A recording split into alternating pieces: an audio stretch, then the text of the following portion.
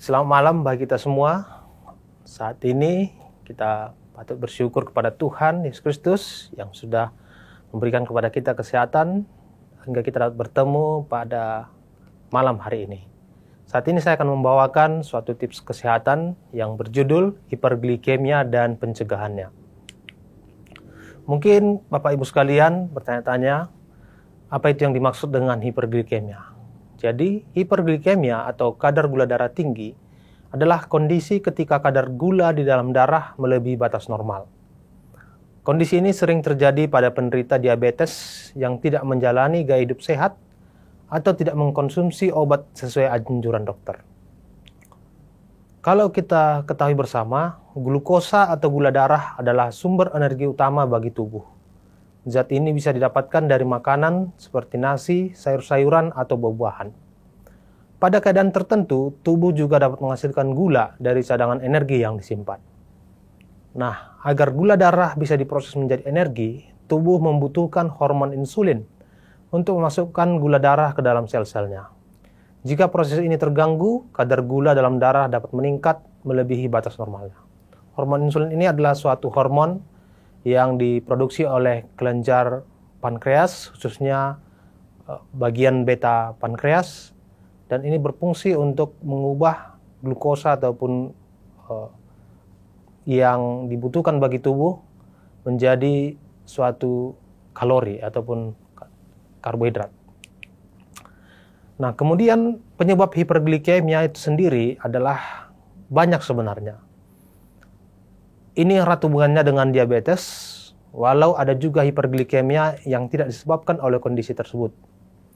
Pada dasarnya, hiperglikemia dapat terjadi akibat asupan gula terlalu banyak, kemudian tubuh memproduksi gula darah berlebih, atau terdapat gangguan pada proses pengubahan gula darah menjadi energi.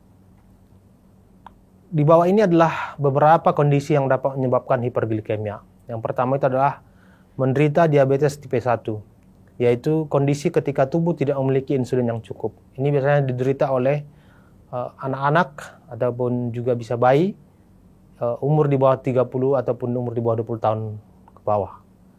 Kemudian menderita diabetes tipe 2, ini biasanya diderita oleh para dewasa ataupun remaja di atas umur 20 atau di atas umur 30 tahun ataupun usia tua, yaitu kondisi yang menyebabkan sel tubuh tidak sensitif terhadap hormon insulin ataupun resistensi insulin. Kemudian yang ketiga, seperti menderita gangguan hormonal yang dapat menyebabkan resistensi insulin, seperti sindrom Cushing, hipotiroidisme, atau polycystic ovarian syndrome atau PCOS. Kemudian juga sedang mendapatkan nutrisi atau gula melalui infus. Itu juga akan menyebabkan hiperglikemia. Kemudian juga jarang berolahraga. Jadi hati-hati Bapak Ibu sekalian, kita harus berolahraga secara teratur untuk membakar karbohidrat yang kita dapatkan dari makanan maupun minuman. Kemudian juga mengalami infeksi termasuk batuk pilek, flu maupun COVID-19. Itu bisa juga menyebabkan hiperglikemia. Kemudian juga mengalami stres yang berat, ya. Kemudian juga menggunakan obat-obatan tertentu seperti diuretik atau kortikosteroid. Ya, diuretik itu seperti furosemid ataupun hidroklorothiazid ataupun juga spironolakton dan sebagainya. Kortikosteroid itu seperti prednison, dexamethasone, metilprednisolon dan lain sebagainya. Kemudian menderita penyakit pankreas seperti pankreatitis atau kanker pankreas. Tentu kalau tempat diproduksinya hormon insulin terganggu, yaitu kelenjar pankreas tadi, maka dia akan menyebabkan hiperglikemi. Kemudian habis menjalani operasi atau mengalami trauma, seperti cedera atau luka bakar. Nah, kemudian yang perlu kita ketahui bersama juga adalah faktor risiko hiperglikemia. Hiperglikemia dapat dialami oleh siapa saja, tetapi lebih berisiko terjadi pada seseorang dengan kondisi berikut. Yang pertama, memiliki riwayat diabetes tipe 2 dalam keluarga. Jadi, kalau ada di keluarga kita, apakah ayah ibu kita, ataupun kakek nenek kita, ataupun paman, ataupun bibi kita, atau siapapun saja, maka kita juga memiliki risiko untuk menderita hiperglikemia ini. Kemudian, memiliki berat badan yang berlebih. Jadi, kita perlu mengukur berat badan ideal kita dengan rumus tertentu. Kemudian juga mengalami tekanan darah tinggi ataupun hipertensi. Biasanya orang-orang yang tensinya lebih besar sama dengan 140/90 mm air raksa, itu juga mengalami kecenderungan tinggi kadar gula darah. Kemudian juga menderita kadar kolesterol tinggi. Jadi kadar kolesterol yang tinggi juga erat kaitannya dengan kondisi hiperglikemia. Kemudian memiliki riwayat diabetes gestasional. Ini biasanya pada ibu hamil. Kalau dia misalnya pada waktu kehamilan anak pertama, kedua ataupun ketiga dan lain sebagainya berikutnya, maka dia juga memiliki faktor risiko hiperglikemia. Nah, kemudian kita juga perlu untuk ketahui bersama yang dinamakan gejala hiperglikemia. Gejala hiperglikemia biasanya muncul ketika kadar gula darah meningkat secara signifikan. Umumnya ketika di atas 180 sampai 200 mg per desiliter. Gejala tersebut dapat berkembang secara perlahan selama beberapa hari hingga minggu. Nah, prinsipnya adalah semakin lama gula darah berada pada kadar yang tinggi, maka semakin serius gejala yang dapat dialami.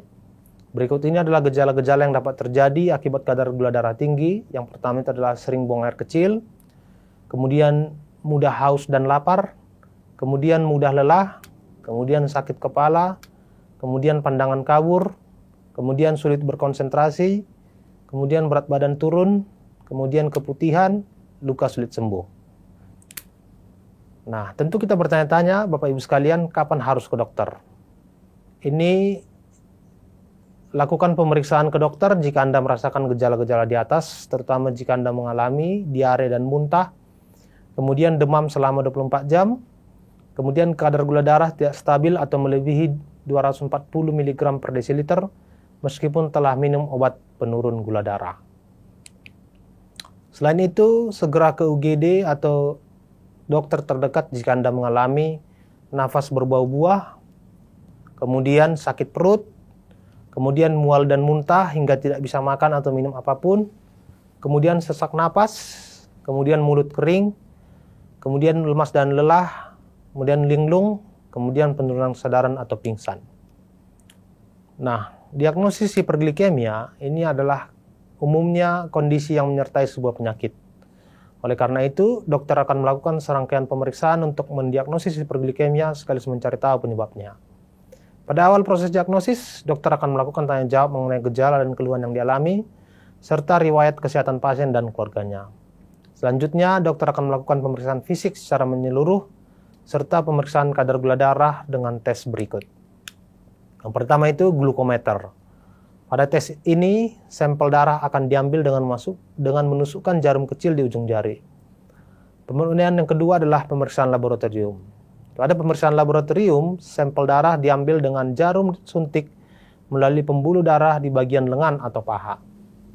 Nah, pada kondisi normal, kadar gula darah di dalam tubuh adalah 70-99 mg per desiliter sebelum makan, dan kurang dari 140 mg per desiliter setelah makan.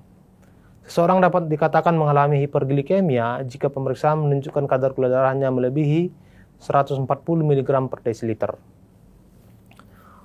Usai pasien telah dipastikan menderita hiperglikemia, dokter akan melakukan pemeriksaan tambahan untuk mencari tahu apakah hiperglikemia disebabkan oleh diabetes atau kondisi lain. Pemeriksaan penunjang yang dapat dilakukan dokter antara lain, yang pertama itu adalah tes gula darah puasa ataupun GDP untuk memeriksa kadar gula darah setelah pasien berpuasa selama 8 jam. Kemudian oral glucose tolerance test itu untuk memeriksa kadar gula darah setelah minum cairan yang mengandung glukosa.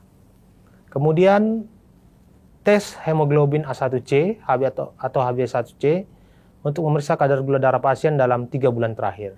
Jadi dari antara 3 tes ini, tes HbA1c ini adalah pemeriksaan yang paling sensitif. Namun bukan berarti karena ini adalah pemeriksaan yang paling sensitif, maka tes yang lain tidak dilakukan. Tidak, ini adalah urutannya ataupun tahap pemeriksaannya. Nah, kemudian bagaimana cara kita mengobati hiperglikemia? Yang pertama, kita harus mengingat hiperglikemia atau gula darah tinggi bisa diatasi dengan mengubah gaya hidup menjadi lebih sehat, seperti melakukan aktivitas fisik dan rutin berolahraga. Jadi kita harus berolahraga minimal 30 menit dalam satu hari, frekuensinya dalam satu minggu itu bisa 3-5 kali per minggu. Ya. Kemudian meningkatkan asupan makanan berserat tinggi seperti sayur-sayuran. Kemudian mengurangi konsumsi makanan yang tinggi akan karbohidrat sederhana seperti nasi putih dan roti. Kemudian mengelola stres dengan melakukan meditasi seperti yoga. Jadi kita harus melakukan hal tersebut. Kita mengelola stres. Kemudian memperbanyak minum air putih agar terhindar dari dehidrasi. Kemudian beristirahat yang cukup dan berkualitas. Kemudian menyesuaikan dosis pengobatan insulin jika sedang mengalami pengobatan tersebut. Kemudian memantau kadar gula darah secara rutin ke dokter. Kemudian jika hiperglikemia disebabkan oleh penyakit atau kondisi tertentu, penanganan penyakit tersebut juga perlu dilakukan. Pasien diabetes misalnya perlu menjalani terapi dengan obat penurun gula darah atau suntik insulin. Nah, kemudian komplikasi hiperglikemia sendiri itu ada banyak. Prinsipnya adalah jika tidak diobati, hiperglikemia dapat menimbulkan beberapa komplikasi berikut. Penyakit kardiovaskular seperti stroke, kemudian penumpukan lemak berlebih di hati atau perlemakan hati, kemudian kerusakan saraf seperti neuropati perifer, kemudian kerusakan ginjal, gangguan pada mata seperti retinopati diabetik dan katarak, kemudian gangguan pada gigi dan gusi, kemudian infeksi bakteri atau jamur pada kulit, dan juga selain komplikasi di atas, hiperglikemia juga dapat menyebabkan ketoasidosis diabetik dan sindrom hiperglikemi hiperosmolar yang bisa mengancam jiwa. Nah, untuk pencegahannya sendiri, ada beberapa hal yang dapat dilakukan untuk mencegah hiperglikemia, terutama pada penderita diabetes, yaitu yang pertama adalah memantau gula darah secara berkala ke dokter dan mewaspadai gejala hiperglikemia. Jadi perlu ada alat di rumah yang namanya glukometer. Kemudian menjalani pengobatan sesuai dengan arahan dokter. Kemudian menjaga berat badan agar tetap ideal. Kemudian mengkonsumsi makanan dengan gizi yang seimbang. Kemudian melakukan olahraga secara rutin. Kemudian menghentikan kebiasaan merokok. Kemudian membatasi konsumsi alkohol. Nah, tadi ada disinggung tentang hubungan antara hiperglikemia dan COVID-19. Patut diketahui, hiperglikemia dengan atau tanpa diabetes dapat memperburuk kondisi, bahkan meningkatkan risiko kematian pada seseorang yang terserang COVID-19. Berdasarkan penelitian yang ada, hiperglikemia dapat memperburuk kondisi dengan memengaruhi fungsi pernapasan. Oleh karena itu, tetaplah jaga kadar gula darah dengan selalu menerapkan gaya hidup sehat. Disarankan juga untuk rutin memantau kadar gula darah, terutama jika menderita diabetes. Kiranya Tuhan memberkati.